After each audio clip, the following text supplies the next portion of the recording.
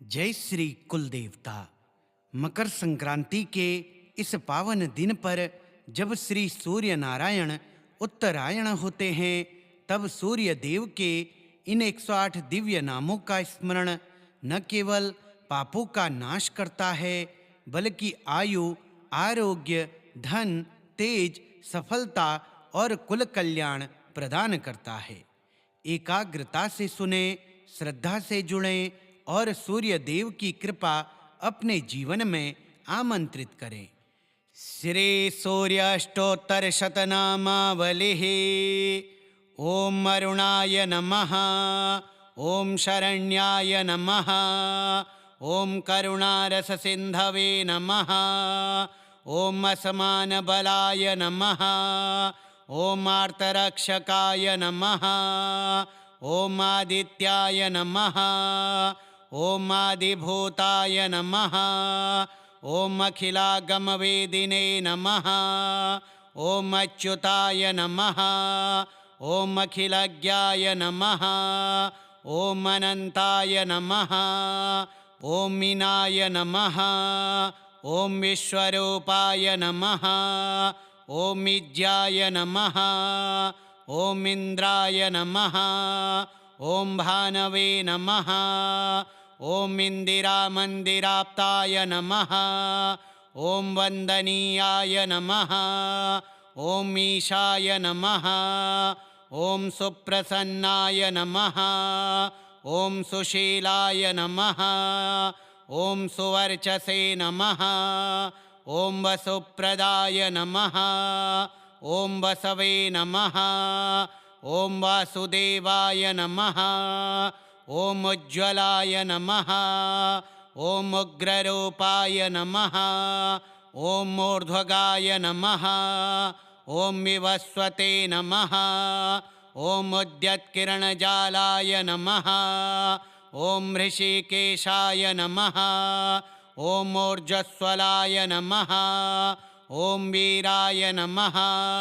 ओम निर्जराय नमः, ओम जयाय नमः, ओम ऊरुद्वय भावरूपयुक्त सारथये नमः, ओम ऋषिवन्द्याय नमः, ओम ऋग्घन्त्रे नमः, ओम ऋक्षचक्रचराय नमः, ओम ऋजुस्वभावचित्ताय नमः, ओम नित्यस्तुत्याय नमः, ओम ऋकारमातृकावर्णरूपाय नमः, ओम उज्ज्वलतेजसे नमः, ओम ऋक्षाधिनाथमित्राय नमः, ओम पुष्कराक्षाय नमः, ओम लुप्तदन्ताय नमः, ओम शान्ताय नमः, ओम कान्तिदाय नमः, ओम घनाय नमः, ओम कनत्कनकभूषाय नमः, ओम खद्योताय नमः, ओम लोनिताखिलदैत्याय नमः, ओम सत्यानन्दस्वरूपिणे नमः, ओम अपवर्गप्रदाय नमः, ओम आर्तशरण्याय नमः, ओम एकाकिने नमः, ओम भगवते नमः, ओम सृष्टिस्थित्यन्तकारिणे नमः, ओम गुणात्मने नमः, ओम घृणिभृते नमः, ओम बृहते नमः, ओम ब्रह्मणे नमः, ओम ऐश्वर्यदाय नमः, ओम शर्वाय नमः, ओम हरिदश्वाय नमः,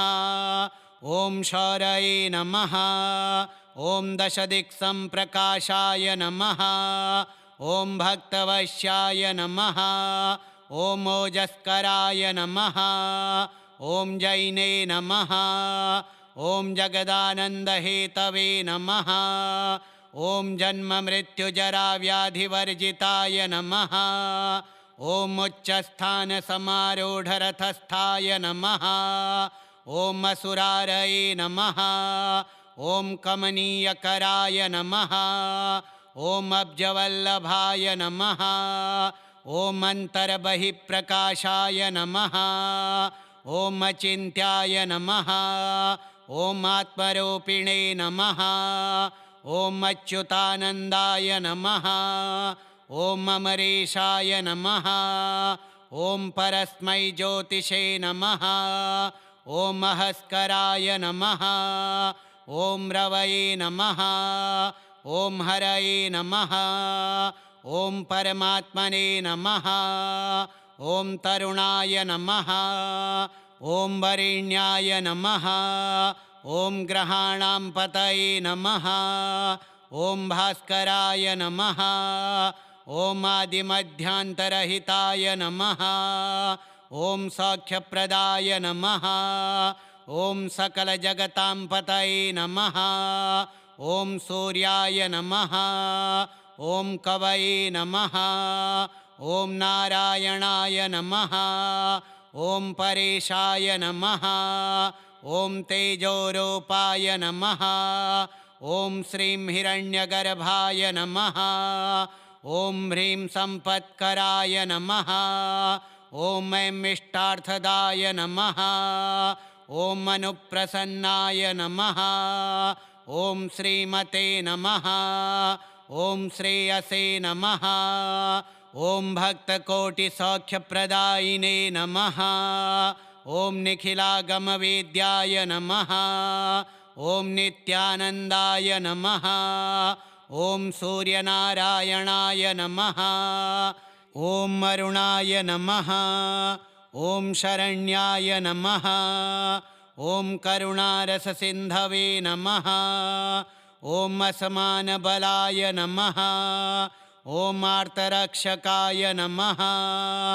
ॐ आदित्याय नमः ॐ आदिभूताय नमः ॐ अखिलागमवेदिने नमः ॐ अच्युताय नमः ॐ अखिलज्ञाय नमः ॐ अनन्ताय नमः ॐ मीनाय नमः ॐ विश्वरूपाय नमः ॐ इज्याय नमः ॐ इन्द्राय नमः ॐ भानवे नमः ॐ इन्दिरामन्दिराप्ताय नमः ॐ वन्दनीयाय नमः ॐ ईशाय नमः ॐ सुप्रसन्नाय नमः ॐ सुशीलाय नमः ॐ सुवर्चसे नमः ॐ वसुप्रदाय नमः ॐ वसवे नमः ॐ वासुदेवाय नमः ॐ उज्ज्वलाय नमः ॐ उग्ररूपाय नमः ॐ ऊर्ध्वगाय नमः ॐ विवस्वते नमः ॐ उद्यत्किरणजालाय नमः ॐ ऋषिकेशाय नमः ॐ ऊर्जस्वलाय नमः ॐ वीराय नमः ॐ निर्जराय नमः ॐ जयाय नमः ॐ ऊरुद्वयभावरूपयुक्तसारथये नमः ॐ ऋषिवन्द्याय नमः ॐ ऋग्घन्त्रे नमः ॐ ऋक्षचक्रचराय नमः ॐ ऋजुस्वभावचित्ताय नमः ॐ नित्यस्तुत्याय नमः ॐ ऋकारमातृकावर्णरूपाय नमः ॐ उज्ज्वलतेजसे नमः ॐ ऋक्षाधिनाथमित्राय नमः ॐ पुष्कराक्षाय नमः ॐ लुप्तदन्ताय नमः ॐ शान्ताय नमः ॐ कान्तिदाय नमः ॐ घनाय नमः ॐ कनत्कनकभूषाय नमः ॐ खद्योताय नमः ॐ लोनिताखिलदैत्याय नमः ॐ सत्यानन्दस्वरूपिणे नमः ॐ अपवर्गप्रदाय नमः ॐ आर्तशरण्याय नमः ॐ एकाकिने नमः ॐ भगवते नमः ॐ सृष्टिस्थित्यन्तकारिणे नमः ॐ गुणात्मने नमः ॐ घृणिभृते नमः ॐ बृहते नमः ॐ ब्रह्मणे नमः ॐ ऐश्वर्यदाय नमः ॐ शर्वाय नमः ॐ हरिदश्वाय नमः ॐ शौरये नमः ॐ दशदिक्सम्प्रकाशाय नमः ॐ भक्तवश्याय नमः ॐ ओजस्कराय नमः ॐ जैने नमः ॐ जगदानन्दहेतवे नमः ॐ जन्ममृत्युजराव्याधिवर्जिताय नमः ॐ उच्चस्थानसमारूढरथस्थाय नमः ॐ असुरारये नमः ॐ कमनीयकराय नमः ॐ अब्जवल्लभाय नमः ॐ अन्तर्बहिप्रकाशाय नमः ॐ अचिन्त्याय नमः ॐ आत्मरूपिणे नमः ॐ अच्युतानन्दाय नमः ॐ अमरेशाय नमः ॐ परस्मै ज्योतिषे नमः ॐ महस्कराय नमः ॐ रवये नमः ॐ हरये नमः ॐ परमात्मने नमः ॐ तरुणाय नमः ॐ वरेण्याय नमः ॐ ग्रहाणां पतये नमः ॐ भास्कराय नमः ॐ आदिमध्यान्तरहिताय नमः ॐ सौख्यप्रदाय नमः ॐ सकलजगतां पतये नमः ॐ सूर्याय नमः ॐ कवये नमः ॐ नारायणाय नमः ॐ परेशाय नमः ॐ तेजोरूपाय नमः ॐ श्रीं हिरण्यगर्भाय नमः ॐ ह्रीं सम्पत्कराय नमः ॐ ऐं इष्टार्थदाय नमः ॐ अनुप्रसन्नाय नमः ॐ श्रीमते नमः ॐ श्रेयसे नमः ॐ भक्तकोटिसौख्यप्रदायिने नमः ॐ निखिलागमवेद्याय नमः ॐ नित्यानन्दाय नमः ॐ सूर्यनारायणाय नमः ॐ अरुणाय नमः ॐ शरण्याय नमः ॐ करुणारससिन्धवे नमः ॐ असमानबलाय नमः ॐ आर्तरक्षकाय नमः ॐ आदित्याय नमः ॐ आदिभूताय नमः ॐ अखिलागमवेदिने नमः ॐ अच्युताय नमः ॐ अखिलज्ञाय नमः ॐ अनन्ताय नमः ॐ मीनाय नमः ॐ विश्वरूपाय नमः ॐ इज्याय नमः ॐ इन्द्राय नमः ॐ भानवे नमः ॐ इन्दिरामन्दिराप्ताय नमः ॐ वन्दनीयाय नमः ॐ ईशाय नमः ॐ सुप्रसन्नाय नमः ॐ सुशीलाय नमः ॐ सुवर्चसे नमः ॐ वसुप्रदाय नमः ॐ वसवे नमः ॐ वासुदेवाय नमः ॐ उज्ज्वलाय नमः ॐ उग्ररूपाय नमः ॐ ऊर्ध्वगाय नमः ॐ विवस्वते नमः ॐ उद्यत्किरणजालाय नमः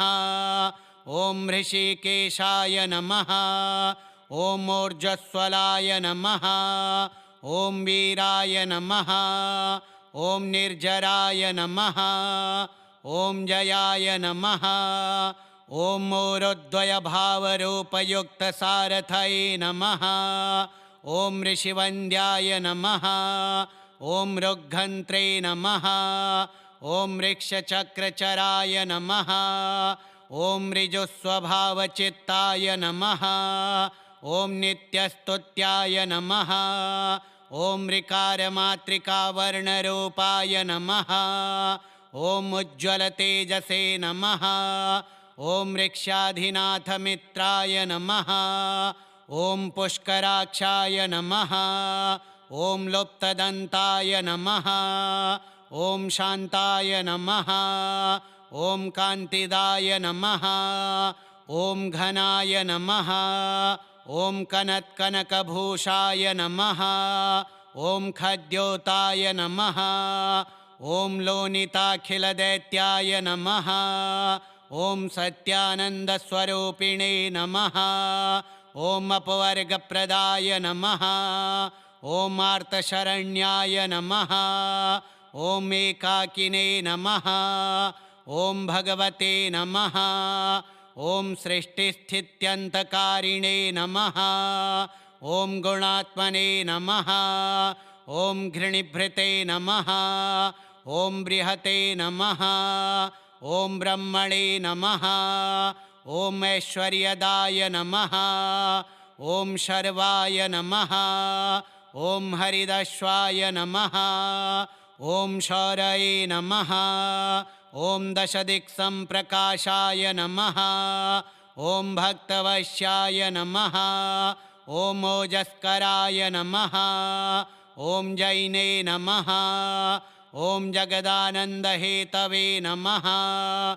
ॐ जन्ममृत्युजराव्याधिवर्जिताय नमः ॐ उच्चस्थानसमारूढरथस्थाय नमः ॐ असुरारये नमः ॐ कमनीयकराय नमः ॐ अब्जवल्लभाय नमः ॐ अन्तर्बहिप्रकाशाय नमः ॐ अचिन्त्याय नमः ॐ आत्मरूपिणे नमः ॐ अच्युतानन्दाय नमः ॐ अमरेशाय नमः ॐ परस्मै ज्योतिषे नमः ॐ महस्कराय नमः ॐ रवये नमः ॐ हरये नमः ॐ परमात्मने नमः ॐ तरुणाय नमः ॐ वरेण्याय नमः ॐ ग्रहाणां पतये नमः ॐ भास्कराय नमः ॐ आदिमध्यान्तरहिताय नमः ॐ सौख्यप्रदाय नमः ॐ सकलजगतां पतये नमः ॐ सूर्याय नमः ॐ कवये नमः ॐ नारायणाय नमः ॐ परेशाय नमः ॐ तेजोरूपाय नमः ॐ श्रीं हिरण्यगर्भाय नमः ॐ ह्रीं सम्पत्कराय नमः ॐ ऐं इष्टार्थदाय नमः ॐ अनुप्रसन्नाय नमः ॐ श्रीमते नमः ॐ श्रेयसे नमः ॐ भक्तकोटिसौख्यप्रदायिने नमः ॐ निखिलागमवेद्याय नमः ॐ नित्यानन्दाय नमः ॐ सूर्यनारायणाय नमः श्रीसूर्याष्टोत्तरशतनामावलिः श्रीसूर्यार्पणमस्तु।